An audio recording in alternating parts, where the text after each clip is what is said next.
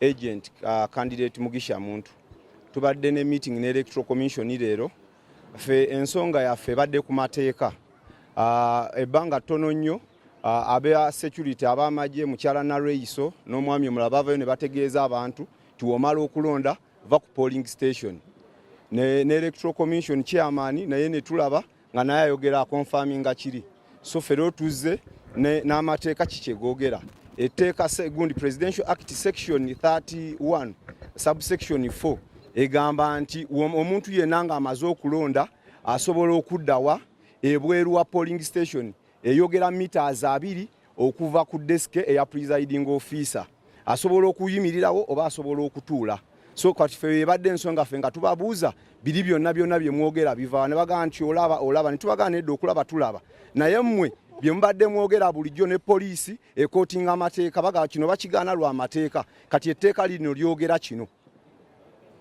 ebitongole bya gavumenti nga poliisi byetaba nte mu kuwagira candidate omu nga nte ebibiina tebikirizibwa ebitongole bya gavumenti oba abasirikale tebakkirizibwa kwetaba mu kalulu.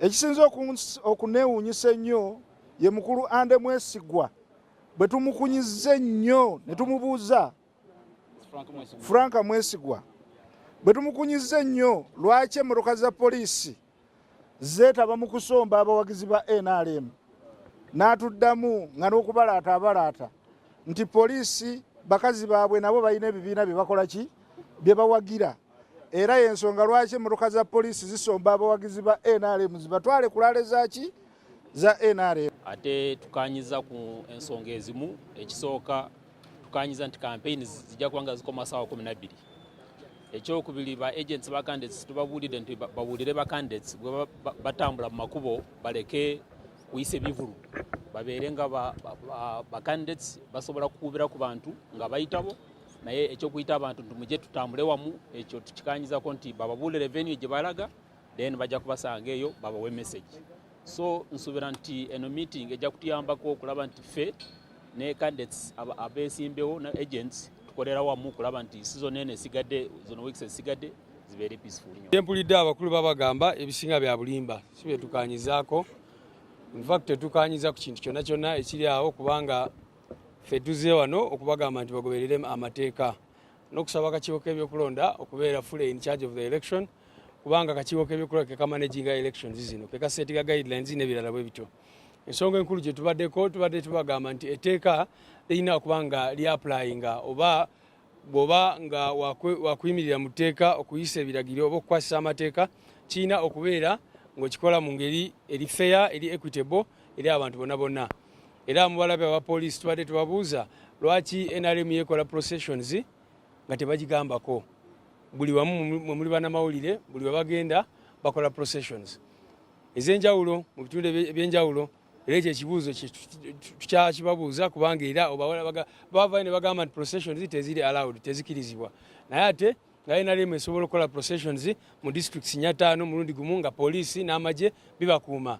Ffe waffe babeera bakuba amasasi tiyagasi bamenya abantu amagulu n'ebirala bwe bityo. So ensonga etugiremeddeko nnyo era ne tugamba nti meeting eno gye tubadde tuzeemu si yakukola amateeka kubanga wano olukiiko luno tubadde terusobola kukola amateeka amapya. Etteeka likkiriza processions naye kye balina okukola kwe kuzirregulatinga so si kuziyimiriza. Tosobola kugamba ng'ekitiibwa Katikkiro gye buvuddeko n'agamba nti rallies oba political campaigns si kugenda mu kyaki. Abantu babeera excited naddala president waffe buli wagenda mulaba abantu bavaayo mu mitwalo nga baagala kumulabako okumuwubirako. Tosobola kugamba nti mutatambulire emmotoka ng'atuddeeyo wansi nga tebasobola mulaba n'ebirala bwe bityo. So ekyo tetusobola kukaanya nakyo era tubagambye nti bagoberere amateeka ba implementing etteeka baleme okubeera nga bo bavaayo okukola amateeka amapya. Ekwata ku mbeera eya poliisi oba abantu abagenda bakubagana mu rallies kubanga FDC tubadde ne concerned we twali ehoima twalumbibwa abantu babiri asooka ye police owokubiri ye NUP. We twatuuka side z'Ebutebo ate ne tulumbibwa aba NUP era abantu baffe ne bakosebwa.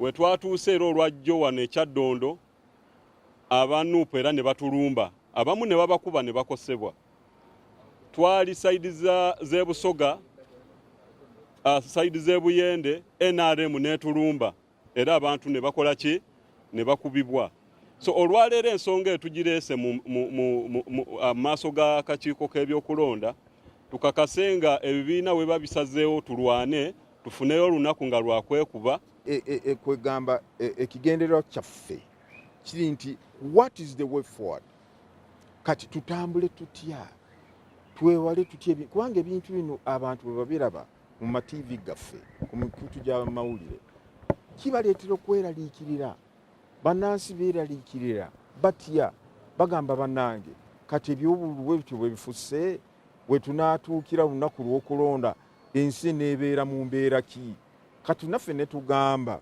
nti aba candidates abawagizi baabwe aba agents ab'ebitongole by'okwerinda ffenna tubeere n'obuvunaanyizibwa ffenna tubeere bakkakamu ffenna tubeere n'omwoyo ogugamba naye kino kyengenda okukola kino kyengenda okwogera kizimba eggwanga kireeta emirembe oba kitabangula emirembe singa ffenna tubeera n'endowooza eyo nti ekintu kyenjaga wadde nze kingasa wadde nkifunamu naye bwe njogera ekigambo kino kigenda kuleeta emirembe oba kigenda kutabangula emirembe giriwo kati mu ggwanga naye abantu bonna ababadde mu lukiiko era bakanyiza era bakkiriza nti tetusobola kweyongera okutambula nga bwe tubadde tutambula ne tuleetawo akacyankalano okweraliikirira okuyiwa omusaayi ne tugamba ba candidates twagaana akakiiko k'ebyokulonda twafulumya biki ebirina okugobererwa nga candidate akola campaigns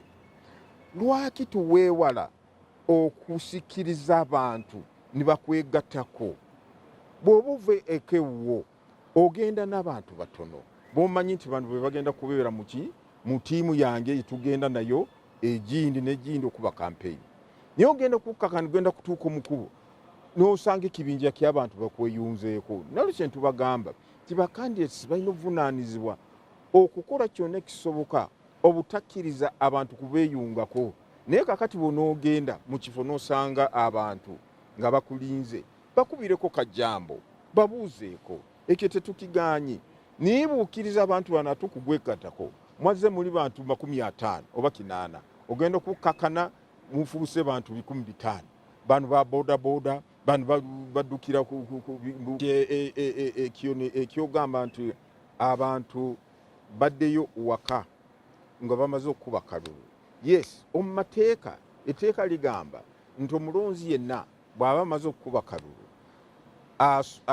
akkirizibwa okuyimirira kumpi ne polling station mita 20 kuva ku meeza eri Benson weebeera naye nitugambe ekintu ekiwadde kikirizibwa mu mateeka naye bw'okiteeka mu nkola eriwo kati mu mbeera eriwo kati n'osanga ebifo bimwe mu Kampala biri mu polling stations zaffe ziri mu bifo bufunda kati bw'okkiriza abantu nga 600 okubeera ku kifo kyekimu kitegeeza nti bajja kwesanga nti basemberedde ddala wali abantu bwe bakubira kalulu omuntu ne basobola n'okulaba kulengera mu beseni ani bwakubira kalulu naye ffe ne tubagamba nti waliwo polling stations nga Kawempe Mbuzi Primary School waliwo polling station 13 ku kifo kyekimu kati bw'obalamu abantu 600 buli polling station bwe baneekunganya ku kifo ekyo n'obeera n'abantu 7 nga mu kifo kimu ani anaakuuma emirembe onookakasa otya nti abantu bano tebagenda kukyankalana batandika okubagana batandika okulwa nga bwe tugize tukiraba tewandinnyambyeko naye kangezeeko mu Luganda okusookera ddala njagala kusiima bannayuganda bonna n'abakulu bonna abakola mu Electoral Commission abakuumi b'eddembe bonna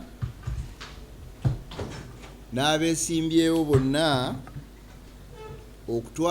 okutwaliriza wamu abatusobozesezza okutuuka we tutuuse mu electoral process eno gye tuliko, naye njagadde okwongerako okugamba nti awamu tufunye okukolagana okulungi, naye waliwo awalala we tutafunye okukolagana okulungi okusingira ddala ku political party eya National Unity Platform, era ndowooza abantu bagenze bakiraba. Waliwo mu bitundu ebirala nga tuwalizibwa okukozesa ate ebikozesebwa ebirala bye tutatandika nabyo. Ndowooza abantu balabyeko nga tukozesaako tear gas, naye mu kusooka tetwagikozesa kulw'okuba abantu baali bakola ki, bakolagana bulungi naffe. Naye n'ekirala tetwabikozesa kulw'okuba abantu abasirikale bagezaako mu luzungu tukiyita restraint, okugezaako mwandinyambyeko akagambo ako ne mukambuulira, okwekomako, okulaba nti waliwo obutebenkevu. Naye ate obutebenkevu tekitegeeza nti ate wabeerewo abasosonkereza obudde bwonna nti ate nga security etunula. Kiba kitegeeza awo waliwo abamenya amateeka naye ate security ebatunuulira butunuulizi.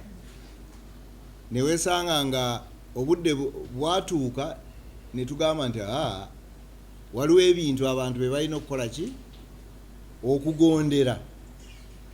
N'olwekyo si kugamba nti twali twagadde okukozesa nga tear gas, naye ate njagala abantu bakitegeere nti tear gas eri mu mateeka, n'ebirala byonna biri mu mateeka, naye kibeera kirungi kulw'okubanga bwe nagambye nti obululu buno tubukolera mu ddembe, si mu kulwana. N'olwekyo njagadde ekyo nkikakasiza abantu baffe. Wabaddewo ebikolwa ng'okuvuga bubi mu makubo, okusooka nga tukkiriziganyizza wawe tugenda okuyita, wawe tugenda wegenda okubeera, ate ne weesanga nga abamu tebagoberera ekintu kye tuba tumaze okwekkaanyaako. Ne weesanga we tufunye obutategeeragana. Waliwo kulw'okuba kambawena ekirala ekyokulabirako, Electoral Commission yateekawo etteeka nti campaigns zirina obutasukka ssaawa 12, naye ate ogenda okwesanga waliwo azze zimaze okutuuka ssaawa 12 agamba njagala kutandika raale. Ne tugamba nedda, awo oba okoze eki oba togoberedde mateeka. Waliwo ekintu kye tuyita procession oba bakiyita batya, okuyisa ebivulu. Ebyo nabyo twagamba tebikkirizibwa, naye ate waliwo abalala ogenda okulaba nga bayisa ebivulu.